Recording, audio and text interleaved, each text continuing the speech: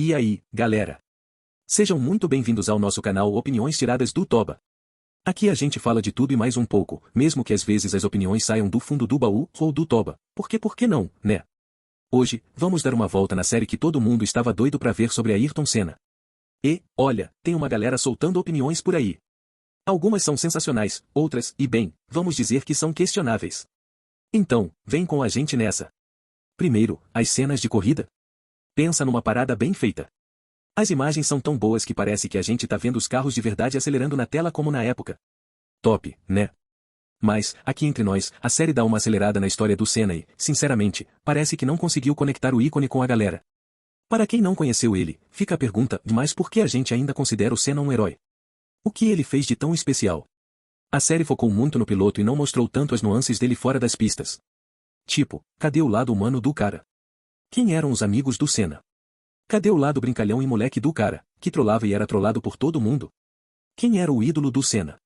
Quem inspirava o Senna? Aquelas histórias legais que fazem a gente se sentir próximo dele? E a rivalidade dele com o Piquet, ou com o Mansell? E a conexão do Senna com a esperança do povo brasileiro nos anos 80 e 90?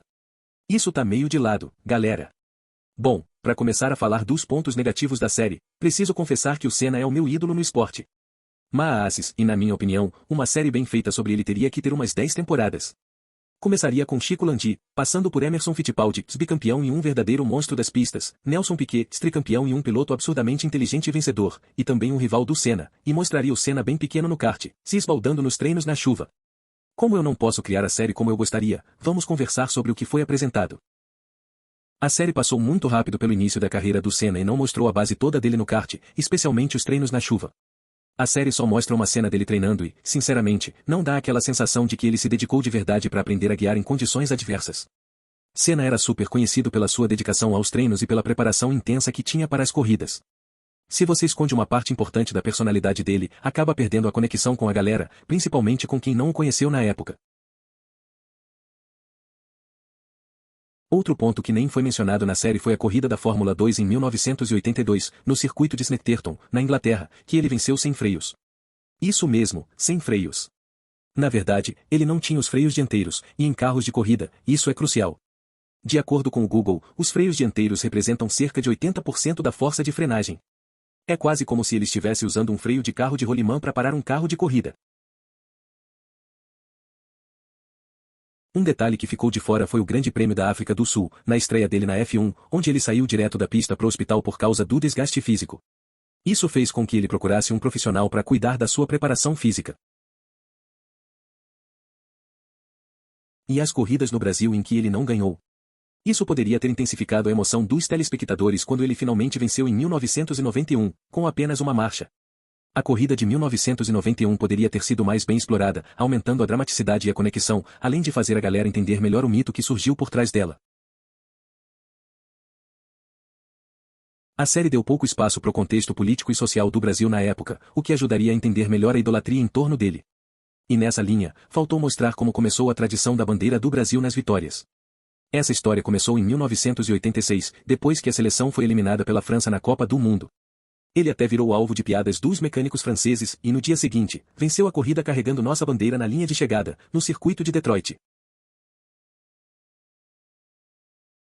Outro ponto que não foi mostrado foi a volta histórica no Grande Prêmio de Donington em 93, que muitos consideram a maior volta da história da Fórmula 1, além de uma volta mais rápida, simplesmente passando por dentro dos boxes. E como a série pode deixar de fora a relação do Senna com o GP de Mônaco, a corrida mais icônica da F1, que ele venceu 6 vezes, sendo 5 vezes consecutivas. As únicas vezes que a corrida apareceu na série foram quando ele não venceu. É claro que não precisava mostrar todas as vitórias do Ayrton, mas destacar a primeira e, principalmente, a última, com ele sendo entrevistado e as pessoas comentando sobre suas conquistas que, mesmo 30 anos após sua morte, ainda não foram superadas. E olha, mesmo com tudo isso que eu já mencionei, tem muito mais a ser mostrado sobre ele. As voltas voadoras em classificação, mesmo com carros inferiores, eram esperadas, e as pessoas assistiam também para ver a mágica que ele iria fazer. E como falar de Ayrton Senna sem mencionar sua idolatria no Japão? O cara foi retratado em vários mangás, mostrando o quanto o povo japonês o amava. O Akira Toriyama, criador do Dragon Ball, era um fã declarado e usou referências ao Senna, além de ter feito um mangá em homenagem a ele. Os japoneses viam Ayrton como um samurai, representando valores como disciplina, habilidade e lealdade, e isso é uma comparação feita pelos próprios japoneses. Como você pode deixar de fora uma parada tão poderosa, que rompe barreiras de distância, idioma e cultura?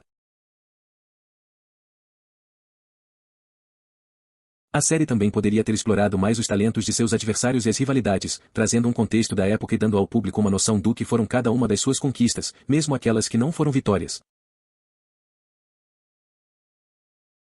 Outro ponto em que a série falha é o protagonismo de uma personagem fictícia, uma repórter que acompanha a trajetória do Senna desde que ele chegou à Europa até sua morte. Essa personagem foi criada para representar a relação do piloto com a imprensa, mas nem vou entrar na cena desnecessária dela dizendo que estava apenas ali para trabalhar e não para se relacionar com ele. Totalmente sem propósito, né? Poderia ter falado de qualquer outra coisa, e ficaria claro que a relação era só profissional.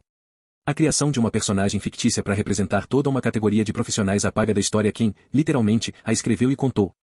Poderíamos citar a relação incrível de Senna com Galvão Bueno, que se tratavam como irmãos, e tem um monte de histórias hilárias. Colocar o foco só em uma personagem passa a impressão de que o Ayrton só se comunicava com ela e ignorava todo mundo ao redor. Exatamente o contrário do que se propôs. Ainda teríamos muito mais para comentar, como a amizade dele com Rubinho Barrichello e, quando Senna pulou o muro do hospital para visitar Rubinho depois do acidente em Imola, Gerard Berger e os anos que eles passaram na McLaren, Chico Serra, o verdadeiro responsável por fazê-lo abandonar o da Silva e passar a utilizar o Senna, Armando Botelho, que foi uma espécie de manager na sua carreira, Braguinha, que além de amigo ajudou muito o piloto.